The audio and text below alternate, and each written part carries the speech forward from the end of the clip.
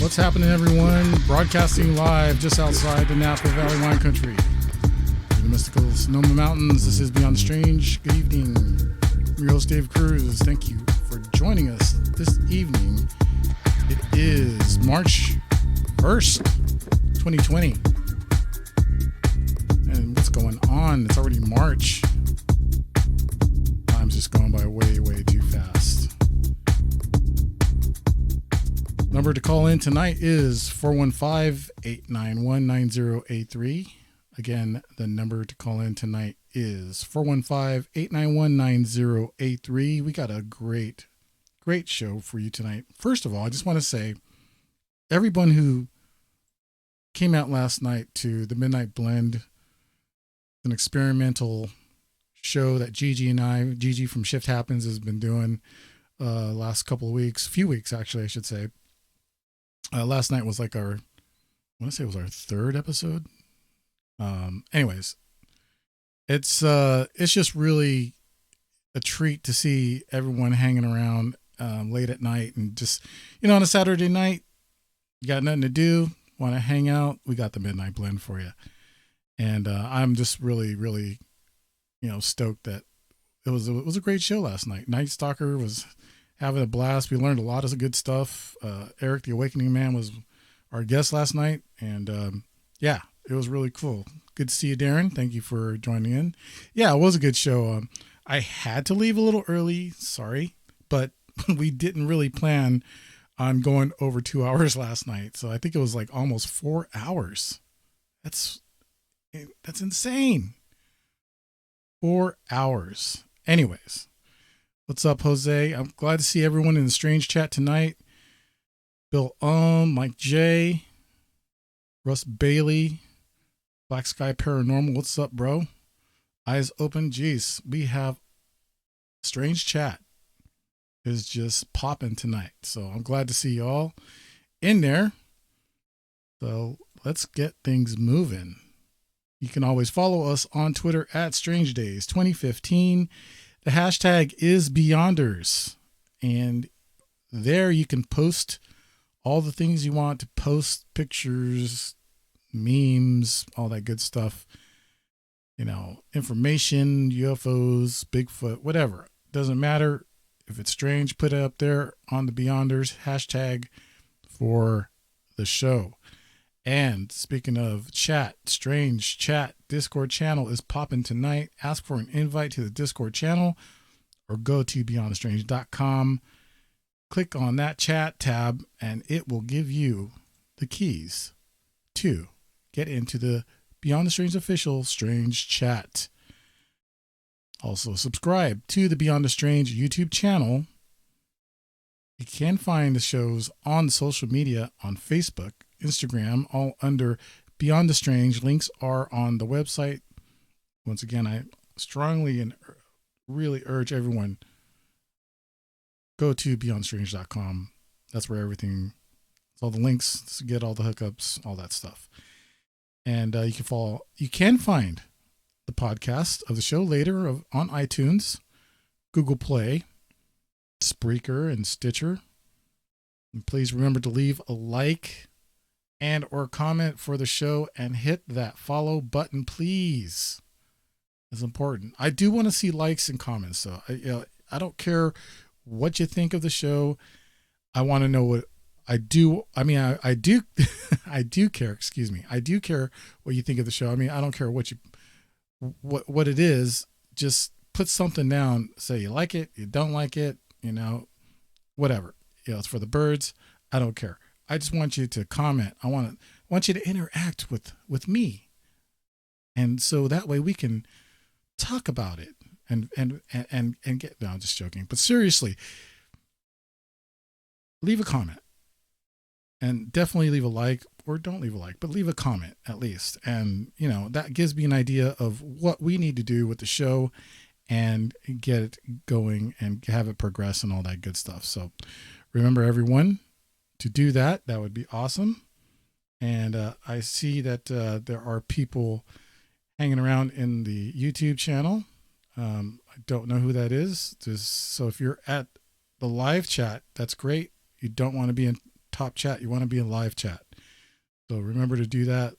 Man, last night was just amazing. I just can't get over yesterday or last night. It was just a fantastic show. And, tonight we have a really great show. We have David Oman coming on after the first break. And I've had David on the show before, and we did a video. We're going to try to shoot for some video tonight. As soon as he comes in, I will get that on the camera over at YouTube. Yes, sorry I can't do that for you guys in the Discord channel tonight, but it's all good. But we'll see what happens. Anyways, stick around on the Fringe FM anyway. That's where you want to be at tonight. This is the network that you want to be at always, on the Fringe FM. All right. All right. Remember, keep checking Beyond the Strange, the website, www.beyondstrange.com, for future updates, merchandise, giveaways, and prizes. I do still have that book from last night. Apparently, nobody won that raffle, or nobody even showed up for the raffle, but that's okay, because Gigi still has his coffee, and I still have Casper Parks, sci-fi fiction writer, author Casper Parks, his book, Ages Past. And it is an installment with other books that he's written along the ways. So you definitely want to go to CasperParks.com and check that out. He's also the voice for Beyond the Strange, and he's got a great radio voice, as a matter of fact. So definitely check that out. Hey, Mother to All Dragons, thank you for joining us tonight. Yeah, it's a great place to be, the Strange Chat, for sure. So I'm really stoked that you're all in there. All right, and yes, I did say that already. And always, please, you can support the show by donating to the show. You just go to beyondstrange.com and click on the donate tab at the top. It really does help the show. I can use the money for updating the show. We're going into 5 years. This is the 4th year, and I am looking to get some new equipment. So I would greatly appreciate that. Anything over $20 will get you a t-shirt or a book or both. Just depends. So, yeah, show some love, support the show. Russ Bailey, he does all that. Good guy. Love him. And a couple other people appreciate your help, but we really could use the help. So, go to that donate page and donate for the show. That keeps us on the air, and it will help us in every way possible. There's some changes coming to the show. I don't know if you noticed or not, but we used to do just one break. Now we're doing 2 breaks, and we're going to be doing 3 breaks because we do get sponsored once in a while. I'm talking about all the shows, and we, as Beyond the Strange, have a new sponsor. I'll talk about that on the next show or a surprise show during the week. And yes, I do surprise shows during the week. Night Stalker and I are, how you say, I don't even know the word for it. All I know is we're brewing up a special show for you guys, and it's going to be really great. I'll put that out on the page during the week and in social media. So if you follow Beyond the Strange and Twitter and Facebook and all that good stuff, you'll see that there will be a show with me and Night Stalker. It's going to be pretty cool. I'm stoked about it. It's going to be awesome. Hell yeah, that's right, bruh. It's going to be all good. You know that. And not sure why Jose is saying Jason quit, but okay, that's cool. Jason's the man. He's a friend of mine. Anyways, we are going to be talking with David here in a little while. I just wanted to talk about a couple of things. I don't know if you guys are aware of this, but there is the Earth apparently has a mini moon that's been hanging around. This comes from CNET.com. Earth's temporary mini moon shines a new color portrait.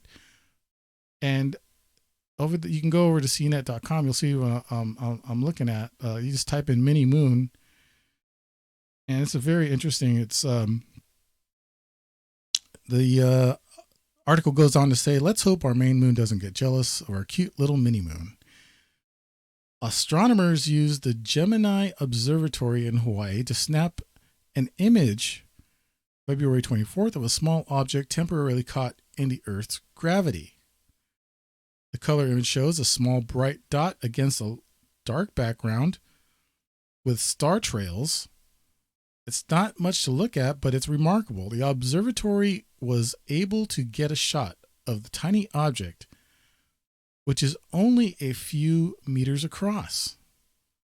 Now, I was listening to this on the news today as well, and they're saying it's about the size of a mid-sized car.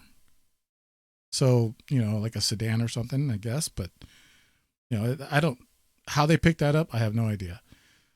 The article goes on to say, if it is natural in origin, such as an asteroid, then it's the only second known rocky satellite of the Earth ever discovered in space other than the moon.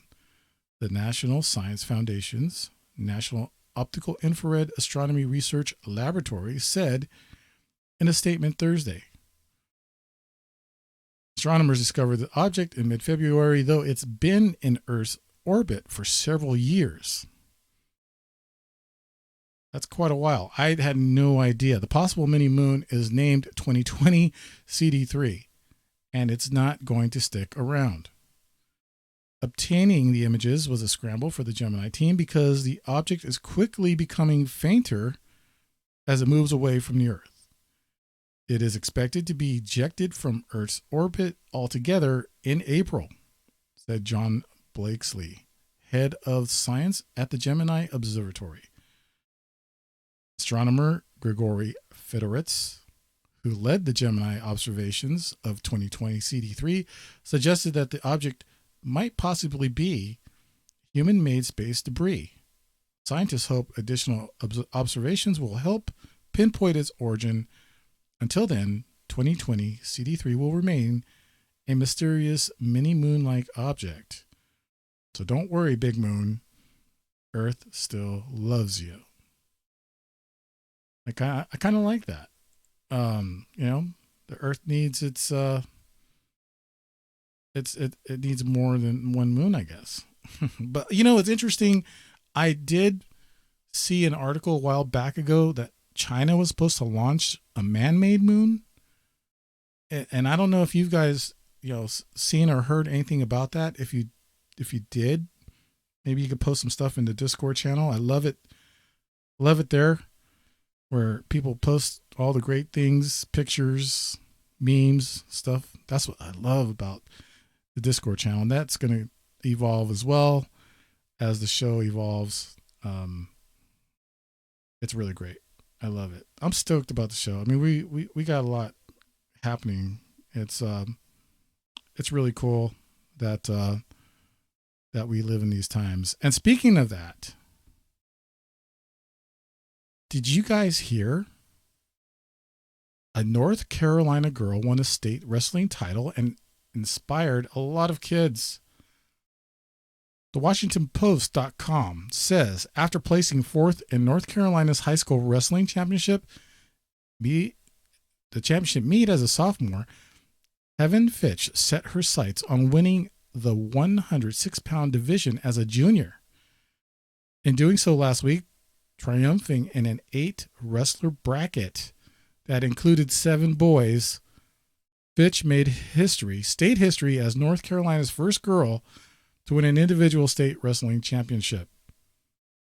In the days since, during which seemingly every media outlet from the local Fox affiliate to the BBC is called, the significance of Fitch's achievement has grown.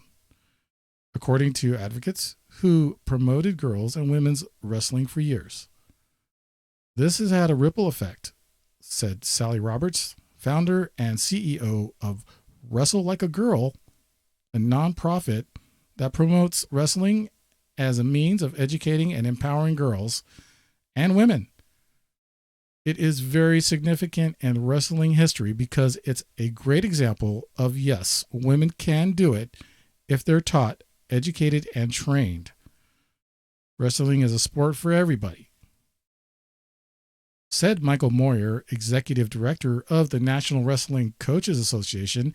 It has created terrific conversation within the wrestling community, and it has promoted interest in growing girls and women's wrestling among people outside the wrestling community, which is just as important. Fitch, a junior at Uwharrie Charter Academy in Asheboro, North Carolina, had a 54-4 record for the Eagles this season and was named most outstanding wrestler for North Carolina's 1A division. Still, she was overwhelmed by her victory last Saturday, telling Raleigh's WRAL TV, "It's like insane what I've done. It's not fully sunken in yet." Said Roberts, "It was really a monumental achievement because there were 2 factors in play.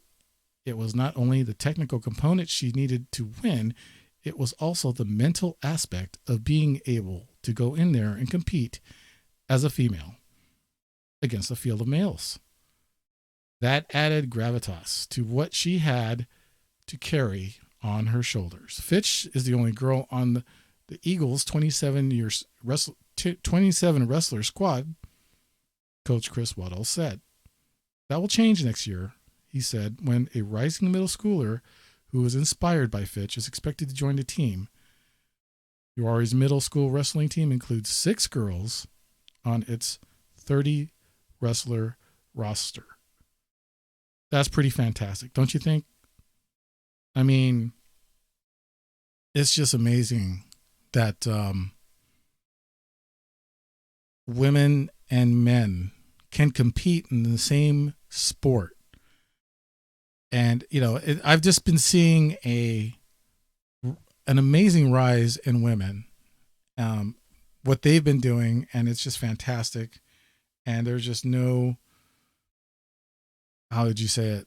You know, it's equality across the board now. You know, we know women and men can do, they both rock. So what a wonderful time we're in. Pam McSee, thank you for joining us in the live chat over at YouTube, and Casper Parks, of course. Always great that you join the show. All right, people, let's get into some of the Rogie report. Jess Rogie, she's in the Discord chat, by the way. Thank you, Jess. And we'll see you all here in a second with David Oman of the Oman House. This is Beyond the Strange. I'm your host, Dave Cruz. Don't go away. We'll be right back right after this.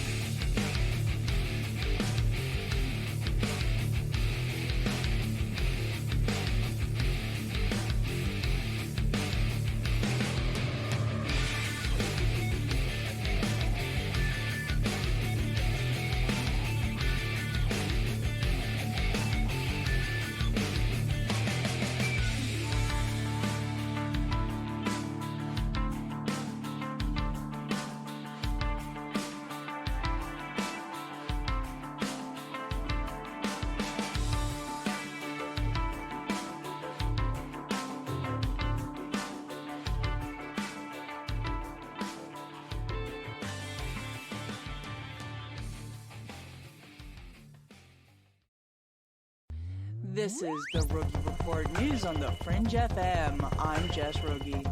Scientists have discovered a new type of antibiotic using artificial intelligence, a major breakthrough in the fight against the growing problem of drug resistance. A new powerful algorithm was used to analyze more than 100 million chemical compounds in a matter of days. The newly discovered compound was able to kill 35 types of potentially deadly bacteria, said researchers. Antibiotic-resistant infections have risen in the recent years, up 9% in England between 2017 and 2018. If antibiotics are taken incorrectly, harmful bacteria living inside the body can become resistant to them, and the medicines may not work when needed. Since 2014, the UK has cut the number of antibiotics in use by more than 7%. However, the number of drug-resistant bloodstream infections increased by 35% from 2013 to 2017. The discovery was made using an algorithm inspired by the architecture of the human brain. Scientists trained it to analyze the structure of 2,500 drugs and other compounds to find those with the most antibacterial qualities that could kill E. coli. Astronomers with Catalina Sky Survey have spotted what might be a mini-moon, an asteroid that is temporarily captured by our planet's gravity. There are only a small percentage of passing space rocks that are likely to become mini-moons. According to a 2012 supercomputer simulation, including over 10 million virtual asteroids, only 18,000 got captured in Earth's orbit. They are very hard to spot and they are super rare. Our mini-moon will be on its way out of the Earth's orbit by April of 2020. However, it is possible that the simulation is incorrect, so observations are ongoing. Either way, by studying our mini-moon's strange looping orbit, we can learn more about how these objects are captured by the Earth and how we can look for them in the future. The University of Manitoba's Archives and Special Collections Unit received a private donation by Canadian ufologist Chris Rutkowski, adding 30,000 UFO-related materials to the university's psychic research and spiritualism collection, making it a hub for paranormal archival research in Canada. Shelley Sweeney, the recent retired head of archives and special collections, said the artifacts donated by Mr. Rutkowski details various UFO sightings. The donation includes 20,000 UFO reports filed since 1989, 10,000 UFO-related documents from the Canadian government, and artifacts from a 1967 encounter with the UFO in Falcon Lake, Manitoba. Also, there are more than 2,000 books on UFOs and research from 10 books by Mr. Rutkowski. This is the Rogie Report News on the Fringe FM. I'm Jess Rogie. Hey there, this is Ryan Gable of the Secret Teachings radio broadcast, and you are listening to the Inquisitive Dave Cruz from Beyond the Strange on the Fringe FM.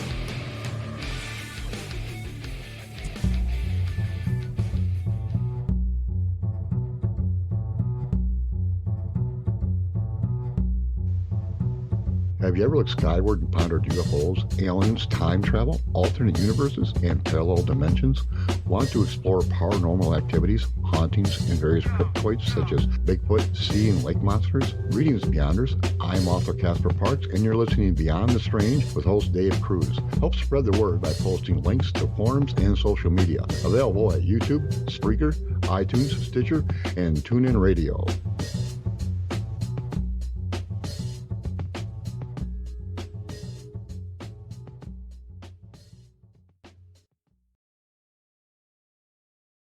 And we are back. This is Beyond Strange. I'm your host, Dave Cruz, and I am live with you guys right here on the Fringe FM. And let me get over here and having some issues getting David to come into the Zoom. You know, we're going to get him here in a second. But before that, let me go ahead and just introduce the bio. David Oman, producer, creator, co-writer, a native of Los Angeles. David Oman has been intrigued by the paranormal from his early childhood and has been curious about the spirit world ever since. In 1999, Oman with his father started to build a house on Cielo Drive, just down the drive from the infamous Sharon Tate murders, aka the Manson murders, of 2 years of living in the house. He created a story based on his experiences in the home with the activity titled House at the End of the Drive. It was shot on location at his home and brought his story to life. Since he moved into the house, his home, and brought his story into the house, since he moved into the house, the activity has been on 8 paranormal reality shows: Ghost Hunters, Dead, Famous Live, Searching for Satan, My Ghost Story, Haunted History, Paranormal Witnesses, Ghost Adventurers, Aftershocks. All these shows on the Oman House have been the biggest and highest rated episodes to date for these series. He ran the Nielsen ratings reports on the shows, and in 14 years, they have aired over 500 times. He has also been featured on Larry King Live, Extra, TMZ, and CBS News. His house has also been visited by Lisa Williams and James Van Praagh. Since then, he has recorded a plethora of evidence of the paranormal activity here. Just finished writing his first book on his experience at the Oman House, called Ghost of Cielo Drive: The Afterlife of Sharon Tate and Other Spirits of the Oman House, scheduled for release in early October 2019. And he has his channel at YouTube/David Oman to see the footage shot there at the Oman House. And I am still waiting on David Oman to show up. He should be here any moment. Again, like I said, I interviewed David, and he should be coming in any second. As a matter of fact, he just sent me a message, and any minute we should be hearing David Oman right here on Beyond the Strange. Yes, that's true. It is David Oman, I believe. Let's see what's going on here. I think we're having some difficulties, but he should be coming in any minute now. Hang on, folks. You're not going to want to leave. So, this actually, Night Stalker, the Discord thing is not working tonight, unfortunately. But, we're on the Fringe FM, so that's another reason why I'm not using that. But probably on another show, we'll incorporate that voice channel, because I do like that. I do like that, and that was working really, really well. And yeah. So I'm just talking with David right now, and we're going to get him here in a second. We're just messaging back and forth. And yeah, he'll be here any second, guys. So let's see here. That is what I want to do right here. Yeah, I love live radio when this happens. We are almost there. Almost there. Let's see. See if David is getting the links to the show. Yeah, that was nice to have Mike J. It's weird because at first it was kind of like really not that great of audio, but I think it's because everyone had their mic on, and when that happens, it just gets chaotic, So it's better to have everyone have their mic off while they're listening to the show, and then whenever someone gets called into, talk or share, then you just turn your mic back on. You can talk, or just like you're calling in. It's pretty cool. By the way, the call in number is 1-415-891-9083. Again, that number is 415-891-9083 for the call in after the top of the hour. And hang on one second here. Let me see what's going on with this. This is just wonderful. What are we doing here? Hang on. I know we have something going on here. Is that invitation? All right. We should be getting David here pretty soon. I think we have the right link now for David to join. And he should be in here any minute now. So let's find out what's happening. See, this is what happens when you go from Skype to Zoom and, forward and backward. It just causes a bunch of chaos.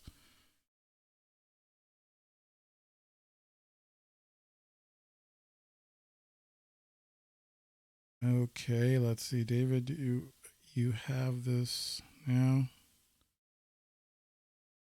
It should be here any second.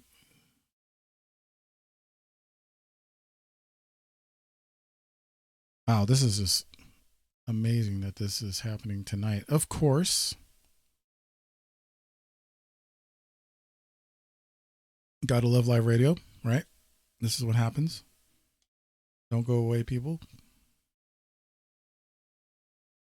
I'm talking. I know CZG. It is when you're not talking on the You're talking about the general voice chat. I think it does seem like it's just chaotic when people just keeps talking.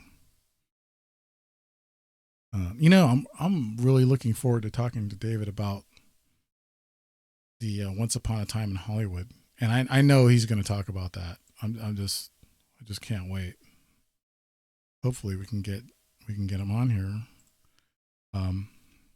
In the meantime, let's see what we can do this. Let's see. What? We're gonna try to do something else. Hang on for a second.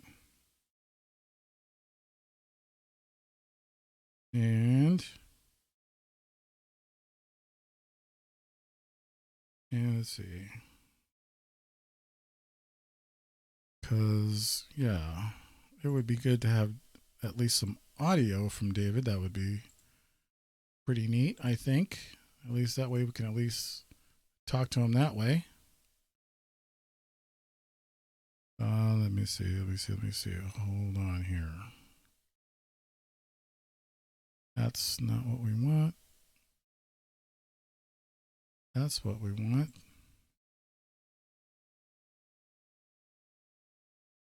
Hang on here, peeps. I'm not sure what is happening here, but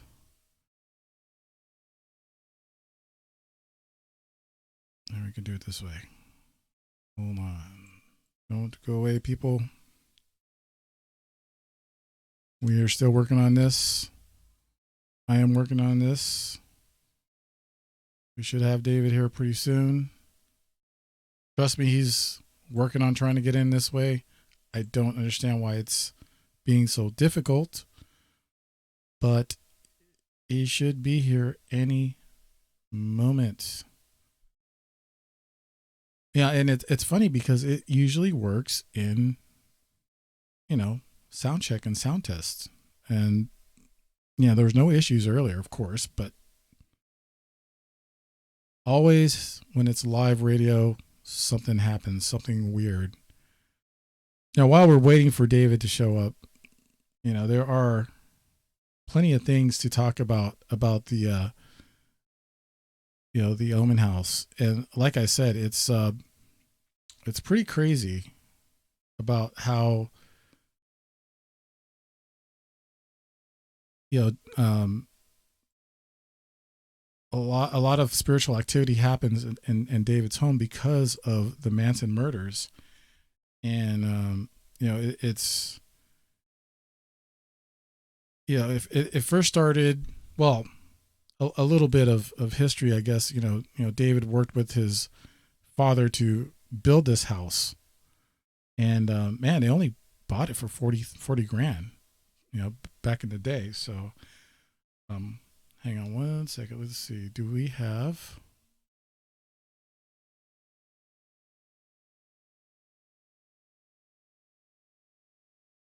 this is Beyond the Strange. Oh my God, what's going on? The link. Oh no.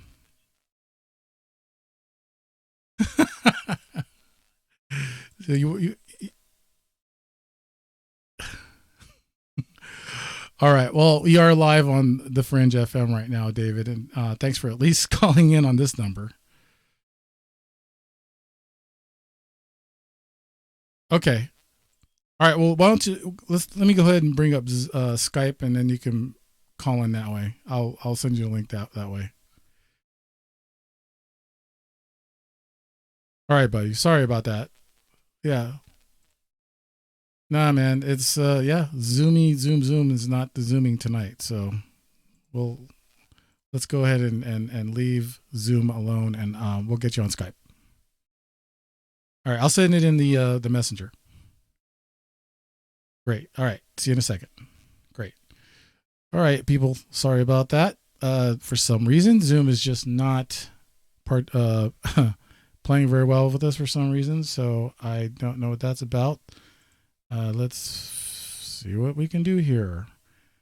Let's see. New chat notification. I know I had Dave on here before. All right. So yeah, I'm really not great at Skype. I'm usually pretty good at Zoom, but for some reason, let's see here. What do we do? Hang on, guys. Everything's not working tonight, of course. It's just let's see. I am trying not to crash and burn here, people. So give me a second. Let me see what's happening. I'll tell you what. Let's go to a break really quick, and yeah, when we come back, hopefully we'll have David on Skype. This is Beyond the Strange. I'm your host, Dave Cruz, and we'll be back in a second. Don't go away.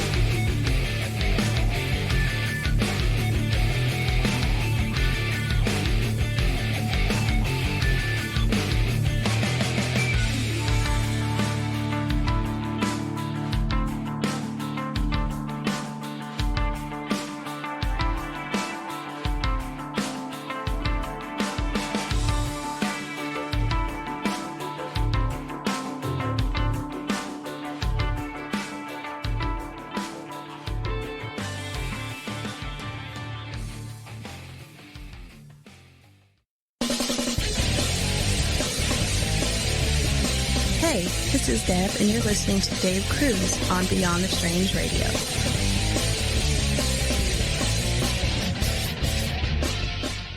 Tea is the #1 cleansing tea in America. We cleanse you with organic ingredients, and when used daily, you can increase your energy. Cleanse from intruders that set up camp in your colon. Cleanse your colon and feel the difference. Colon cleanses can be uncomfortable. Not Life Change Tea at GetTheTea.com. Life Change Tea is mild yet truly effective. Cleanse your insides every day. Easy to make, easy to use, and feel the results. Are you sold? Okay, then here's how to order. Log on to GetTheTea.com. That's GetTheTea.com. Look for our specials on the front page. Get the Tea also carries top-rated supplements for those who care about their health naturally. Again, log on to GetTheTea.com. That's GetTheTea.com and feel the results. And for those of you that arm yourself with information, come to David, our webinar every other Monday at 5 p.m. Pacific time. That's every other Monday at 5 p.m. Pacific. You can sign up at GetTheTea.com. David, can you hear me? The truth is out there. There's something out here. And so are we.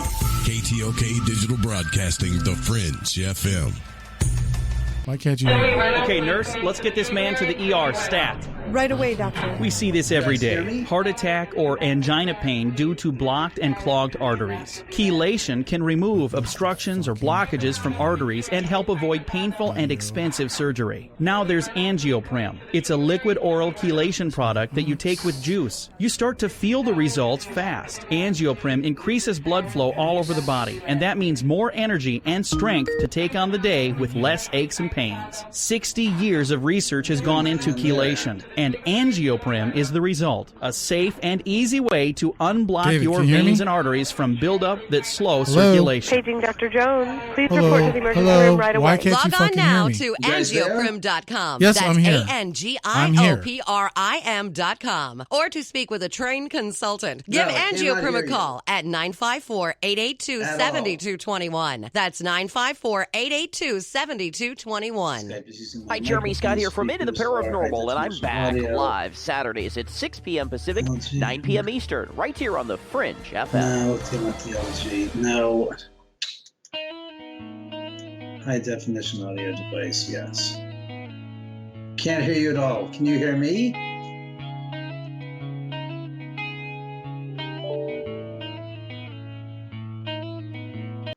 You can hear me, but I can't hear you.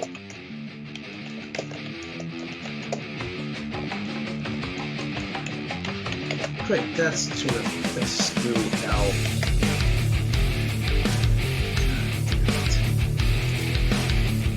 Nothing. Still nothing? Can't hear me.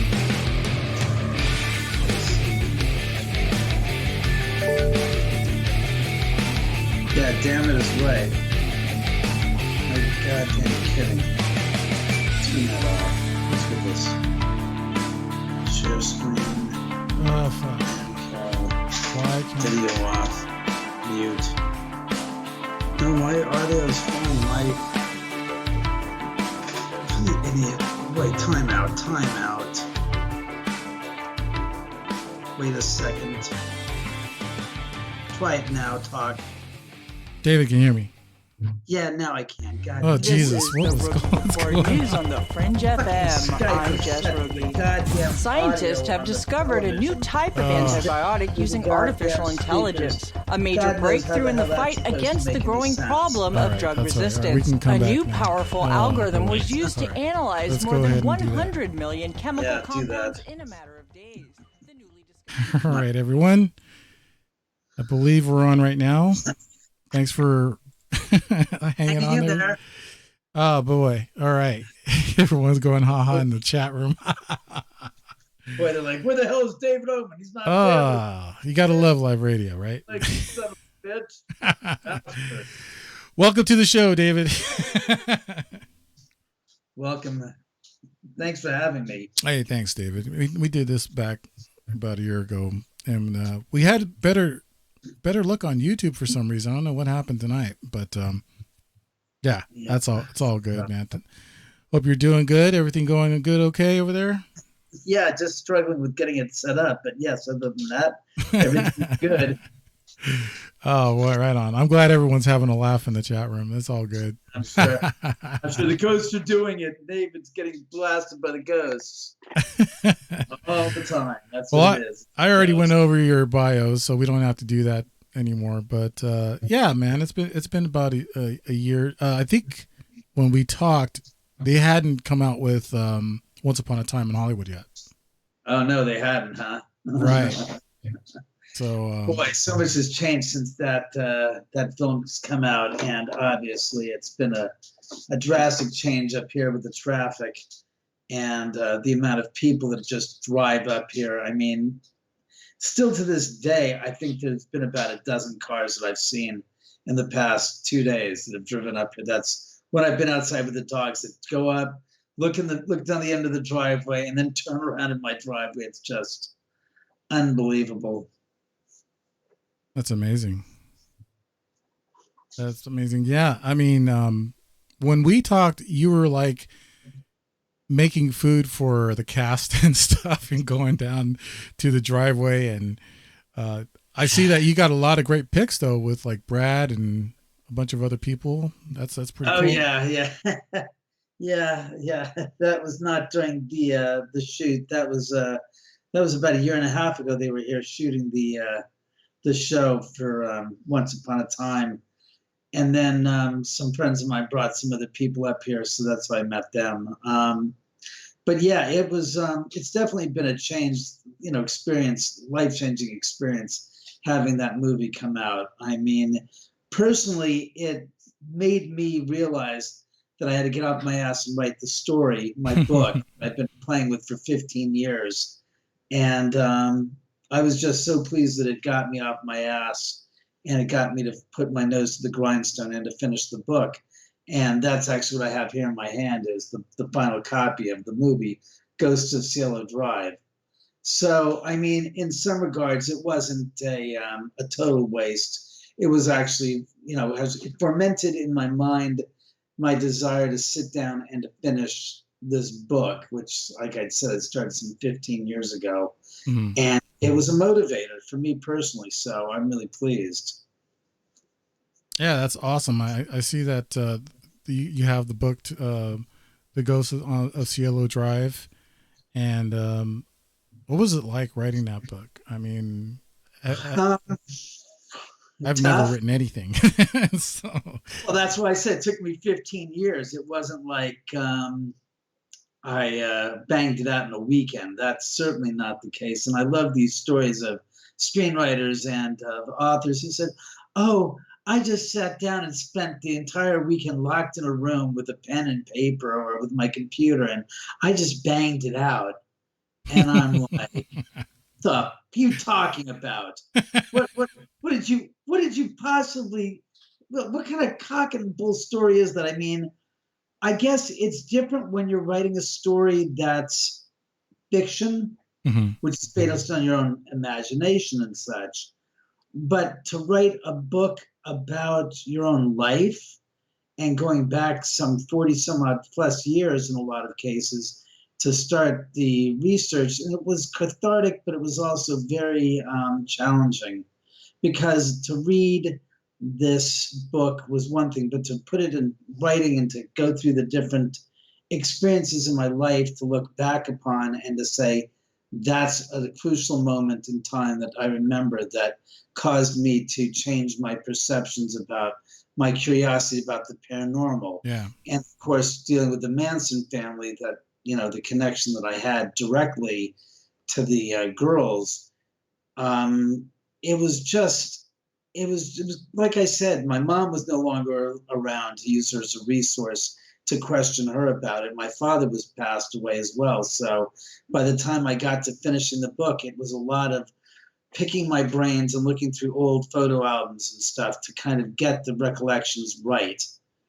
And that to me was the most difficult part of it, was actually that, as well as having to spend hours upon hours of reviewing video footage of the investigations I had here 15 years ago, and then trying to write and put into words the video of the actual action of the video, and then to transcribe the dialogue that was quoted in the book from these people's testimonies during their investigations was very, very time consuming and it wasn't problematic. It was just difficult listening to somebody discuss a moment of what they're experiencing, then having to describe it, then to write it into dialogue and put it into the book. It was very it was just very, very time consuming and difficult at points.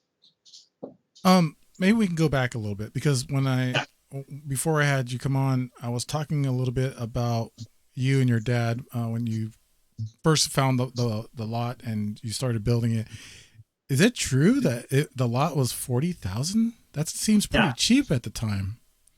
It was cheap at the time, and I don't think it wouldn't be cheap even 20 years ago. It still would have been cheap. I mean, 30 years ago it would have been cheap. 40 years ago it would have been cheap. So it was cheap, period. It would have been cheap. It's unheard of. I wouldn't say 50 years ago. 50 years ago it would have been priced that's about the price it would have been 50 years ago. I'm sure it's probably, honestly, 50 years ago, probably less than that even, believe it or not. Yeah.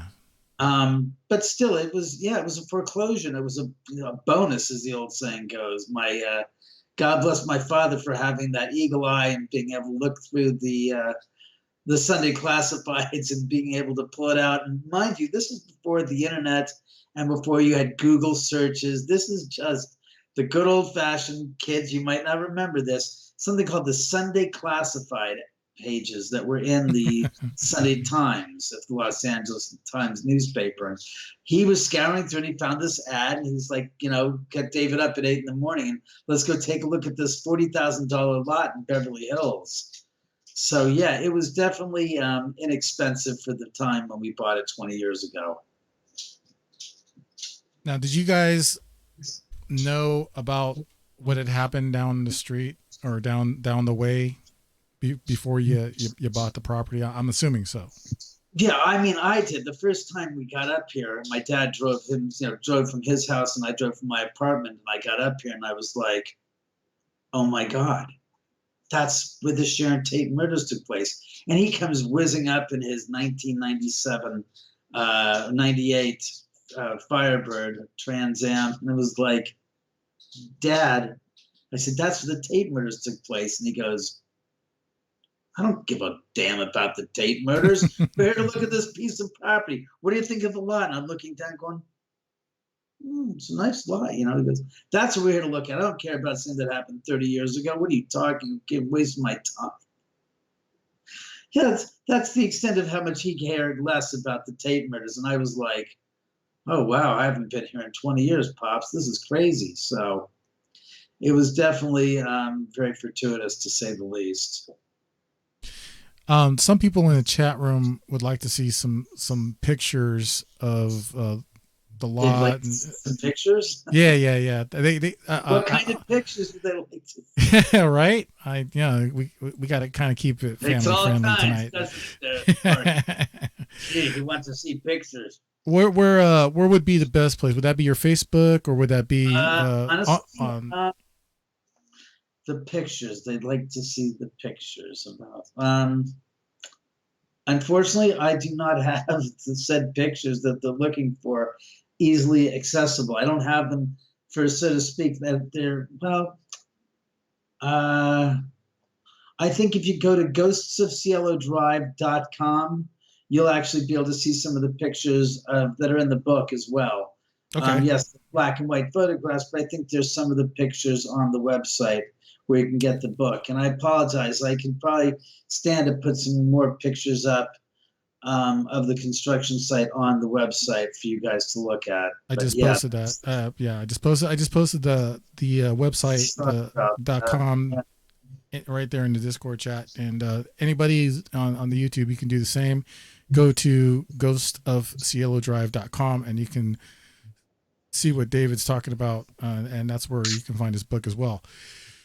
But yeah, so you guys built the house. You moved in. When did all the craziness start happening, David?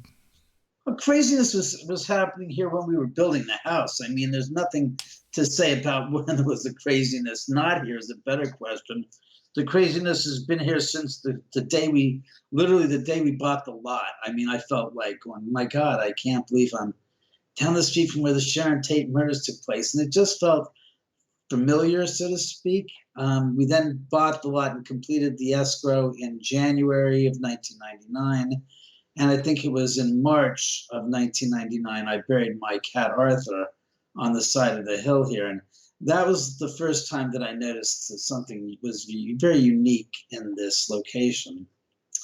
And by that, I mean, we basically came to the side of the hill, my friend and I, and took a shovel and I dug a hole, buried Arthur in it. And I said, as we're lowering his body into the ground, I said, Sean, I said, it's kind of strange. I feel like we're not alone. Mm. And what was interesting is I said, I feel like as I'm putting the final, touches of the earth into onto the grave, I said, it feels like we're being watched or supported in a way. Like there's a bunch of people here with us, like pallbearers. And Sean said, that's as strange as hell, because I had that same feeling that there was, how should we say, we weren't alone, that there were some spirits around us. Right. That black object that's peering into the frame is my cat, Samantha. So no, it's not a ghost. It's just Samantha. Sam, why don't you turn around or not be on my lap? And no, your tail doesn't work. Lie down. My cat loves to do that too. Why don't you do this? Go say hi. Sam, look up. There you go. There we go. It's I love black cats, by the way. We have a black cat too. I love cats and dogs, so the fact that this one was black was a blessing. I thought that was classic. Really cool. So as we were saying, it was a very interesting type of a feeling. And then during construction, my laborers were constantly complaining about tools being moved from one room to another. And it was like, did you do that the night before? It's like going, move your tools? Why would I move your tools? You've got to be kidding. Right. I don't have any reason to move your tools around. And I think it was 6 months before we were done with construction. I lined up all the present day contractors and the laborers, and these were the guys that were doing the basic construction. They weren't the guys putting in the floors and putting in the granite and this and that and the vanities and such. So they were about to be finished. So I said, hey, have any of you guys had any strange experiences over the past 2.5 years working on this site? And one of the guys said, yeah, I had a very strange experience in mid-July, 6 months ago. I said, really? I said, tell him what happened. He goes, well, I'm on the 3rd level. And again, top floor is on street level, then the 2nd floor, then the 3rd floor is how we call it. I know that's in a lot of people's minds, that doesn't make sense, but it's the top floor is the 1st floor, 2nd floor is the 2nd floor down, 3rd floor is the bottom floor. Mm. So he's on the 3rd floor working. And he's in the theater room. And he says, I'm about, 15 feet away from the opening where the landing is. So the stairwell, which was an 8 foot by 8 foot by 40 foot tall type of I guess you call it a stairwell. And in it is a wrought iron spiral staircase. And he said, I'm in that big room at the bottom, and I hear voices and footsteps coming from the top floor. So I run upstairs to see who's up there. I figure it's you and your father, because it's, middle of the day, about 6 o'clock at night, and I'm the last one here. And it's about 90 degrees. So I go running upstairs saying, David, Senor Paul. He says, there's no one there. He goes out onto the street. He looks back and forth up and down the driveway and says, empty, not a single car. At which point I said, well, I've been here at 6:30, 7 o'clock. And the place is like a ghost town in the summertime. Everybody's gone. I said, but it's fully lit. It's like the sun doesn't go down for another hour. So why are people home? And the weather's so beautiful, And he goes, that's what I understand. So I go back downstairs and I start working again. Mm-hmm. 5 minutes later, I hear the voices and the footsteps again. So I go through the entire top floor and the 2nd floor.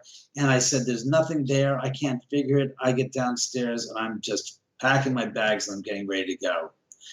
5 minutes later, he says he hears voices and footsteps, but he hears footsteps coming down the staircase. And at the time, all we have are wooden planks on the steel, what do you call it? The steel, what is it, skeleton of the staircase. Mm-hmm. And he goes, it sounds like leather-soled shoes coming down the staircase. And they're getting louder and louder till they got to the bottom of the landing where they stopped. So he jumps out from behind the door and he looks. And he goes, there's nothing there. And then it happens.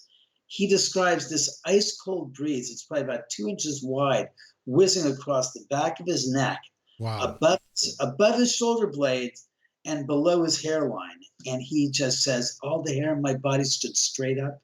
And I screamed, dos míos, ya me boy, which translates from Spanish means, oh my God, I'm leaving. Yeah, he's out of there. And he's out of here. And I said, wait a second. That's when you told the other guys you were taking care of your mom who was sick in San Salvador. He goes, uh-huh. I said, where were you? He goes, I was working other jobs. I didn't come back for 6 weeks till I realized I didn't get paid for the prior 3 weeks, so I had to come back and get paid. So he says, I said, I remember that because you were putting in the tiles in the master bathroom and you were just about to get to that job and you didn't. And he says, yeah, he goes, I ended up putting them myself, I told him. I said, to this day, you can see where some of the tiles are a little bit taller than the others. The spacing for some of them is a little more wide and some more close up. And I was like, I didn't realize that it was such a difficult prospect in putting in tile because I'd seen you putting in tile in other parts of the house. And I just see, here's the tile, here's the grout, slap it on, put it down, smooth it in. That's it. And I said, it's a hell of a lot more difficult than it meets the eye. He goes, oh, yeah. And I said, furthermore, he says, you know that this is natural stone, which has its own natural patterns through the veins in the marble. He goes, you're supposed to lay out the stones first and figure the pattern like a jigsaw puzzle before you go put the stones in the ground. You don't just take them out of the box. Right. And slapping, well, not in David's case. I just put them on right from the box. I didn't realize there was a method to this. I didn't know. To this day, you've got one vein going this direction, then you got another vein in the tile right next to it going this direction. It's like, oh, gee Louise. So, in a nutshell, I kind of blew it. But that was the story of one of the most famous stories that the contract laborers have had here during construction. And these guys, mind you, didn't know anything about Sharon Tate's murder, didn't know anything of the history of the area, were all younger than the murders were all under the age of 29. So during the time, these guys weren't even born when Sharon's murders had taken place. Wow. Yeah. Interesting story. You think about it. No, for sure. Yeah, that's kind of what I wanted to bring up too, was this, the murders happened in 1969, and it's getting a lot of attention, of course, across the United States, it's the world, around the world, and because this whole thing with Manson was just crazy. I mean, intense. Nothing's ever been really brought up like that before in the media. Before any of that of the murders, what about the lot itself, the land itself? Nothing here. No kind of history, nothing like that. There was history, but it was nothing of like previous constructions here, previous homes, nothing, never. Vacant since eternal time, so to speak. This is the first home that's ever been built on this property ever. Interesting. And what I wanted to ask was, is that how do I put this? I mean, the amount of spiritual activity that happens at your house, and you have invited me to go up there one of these days, and I will. I do plan on going there sometime, David. I just got to find the time. It just seems incredible. I was going through some of your latest videos, and I believe it was the video where you and you were doing another podcast. Sheena Metal. That's it. And the January of this year. Right, and the lights just started going off and on, and amazing. It's just amazing. There's so much stuff. I know you got tons of stories that you could just share, but the latest ones, pretty fantastic. And the other thing too is I'm starting to see a lot of orbs, a lot more in your videos than before. What's the explanation about that?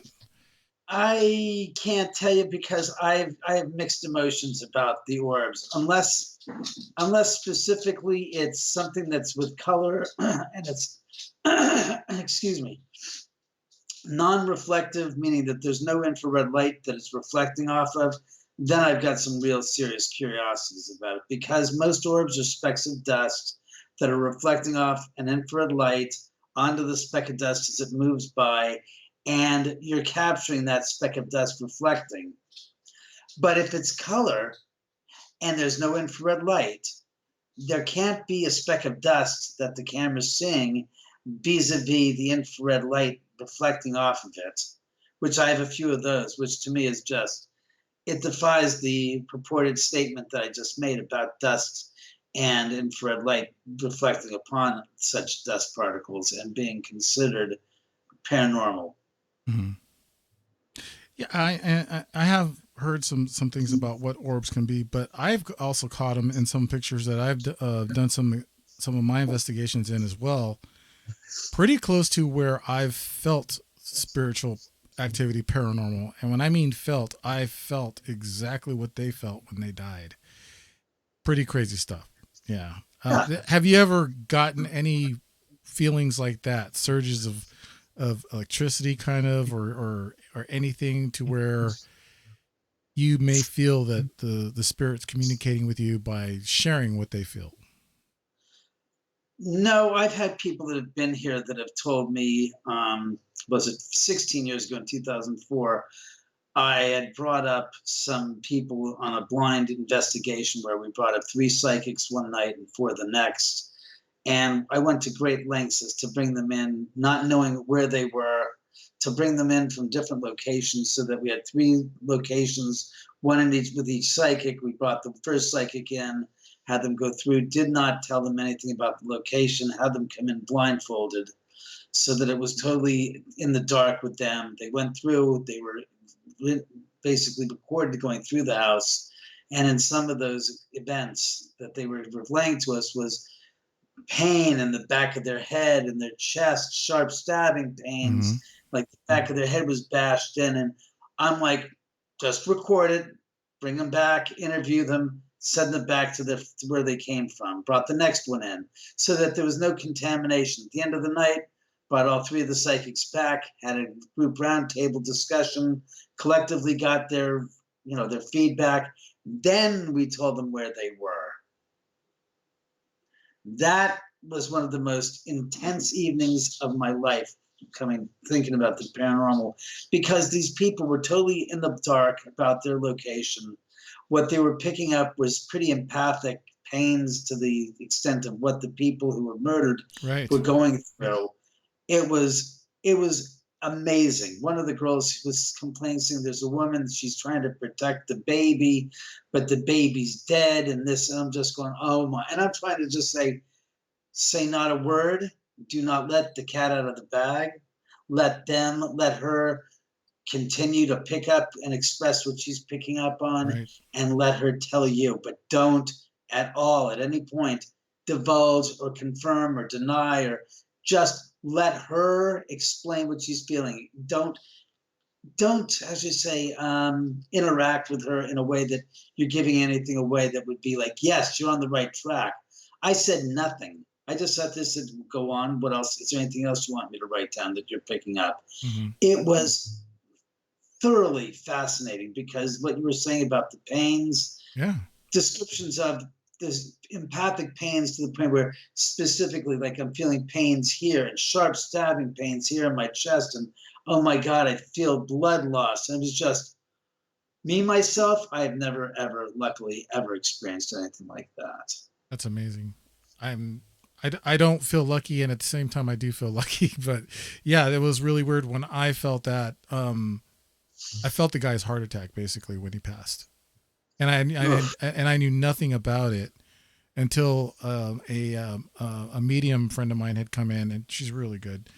Had explained to me that the previous owner of the house that we were in had passed from a heart attack, and I thought I was going to die myself, but it was just the feelings that were going through at the time, and it's really hard to explain, but of course nothing compared to what happened, next door to you, of course.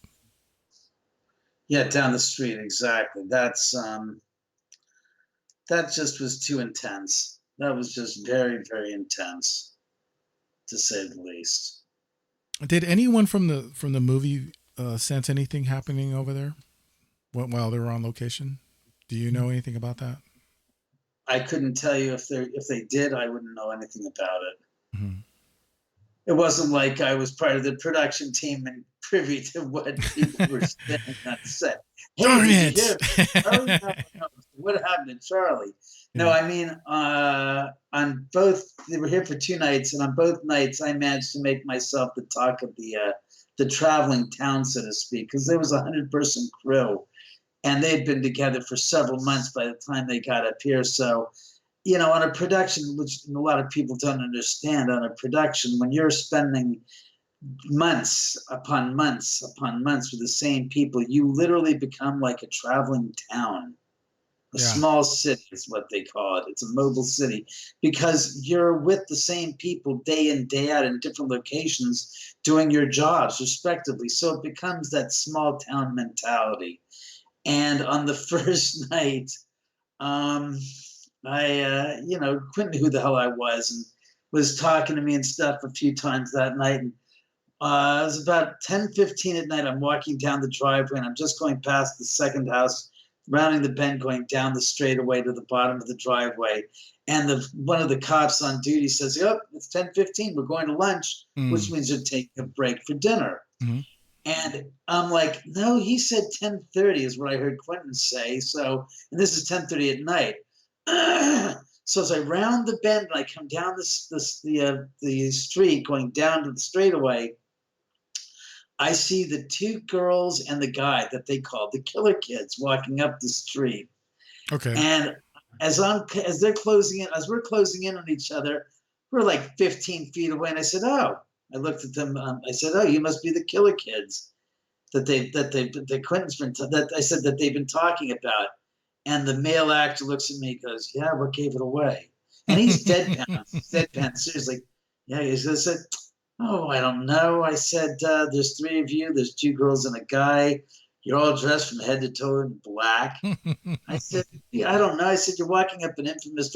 And he's just looking at me because we're playing off of one another. He's doing deadpan, and I just, okay, I'll play deadpan too.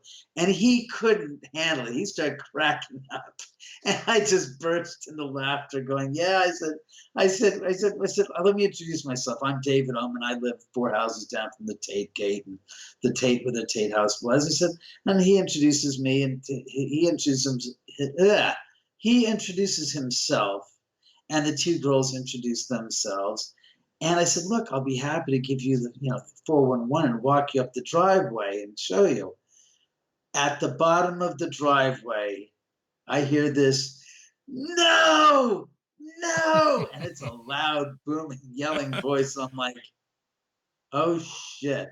And he goes, "I want them to walk it alone."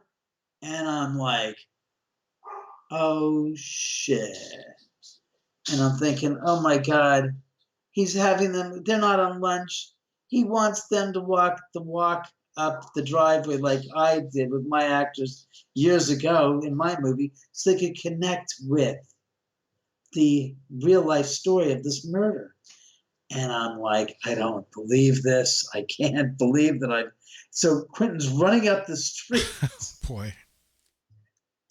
Nice. With his first AD in tow, and he comes up and he goes, "David, I want them to walk the walk to get into character." And I'm like,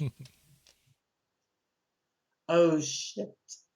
Oh, double shit. Oh, W shit.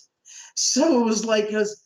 And then all of a sudden, out of the blue comes the first AD, and he puts his hand around me. Goes, I'm Roger. What's your name? He goes, I'm Dave. He goes, well, let me tell you about da da da. I'm thinking, oh my god, I'm getting the talk. I'm getting the talk. The freaking talk. I'm a producer. I'm getting the inexplicable talk of the talk. Oh my god, no.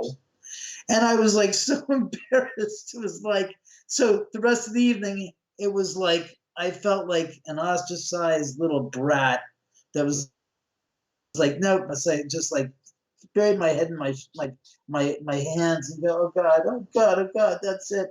So for the next, this is now like 10:30. I come back and I said, that's it, I'm done. So I'm not going to show my head around. It's not until the next day at about 2 in the afternoon, I'm stuck in the house, and they're only going to be there for another 12 hours or something. I'm sitting in the house just going, my God. And Sharon's spirit gets up in my head and says, are you crazy? You have $100 million motion picture shooting in your own backyard, and you're going to get all up your rear end about being, oh, poor me, I made a fool of myself. He goes, that's life, kid. Everybody makes a fool of themselves every now and then. Deal with it, grow up, and go beyond that. It's not the end of the world. You're just going to have to learn to live with it and not get upset about it. And I said, son, you're right. Life comes at you. You got to pick yourself up by your bootstraps, whatever the hell that means, and deal with it. So I went out and I started hanging around. I felt more comfortable. And next door, the executive producers rented the house out from me from my neighbor next door, and they were staying there. And I'm like, what do you guys want to eat? I said, you're not using my house, and I'm renting this house, and I bought a ton of food, so I need to know. I said, I'm not going to sit there and eat all this crap that I bought for you guys myself.